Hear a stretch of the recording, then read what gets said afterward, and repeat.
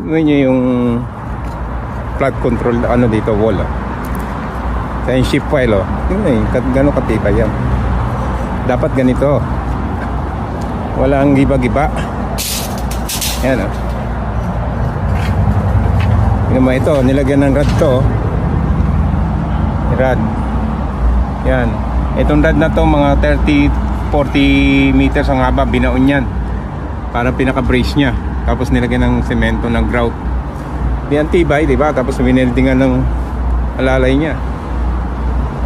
Pinaka-brace nya, tingnan mo gano'ng ka ganda yung flood control ano dito, wall.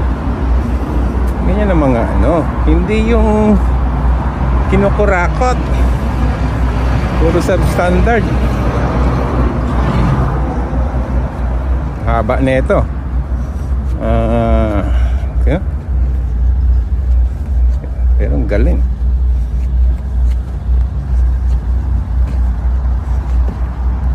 Ito sa kabila na ito, ilog yan. Mga mula sa ilog, mga 15 meters o 20 meters mula sa ilog.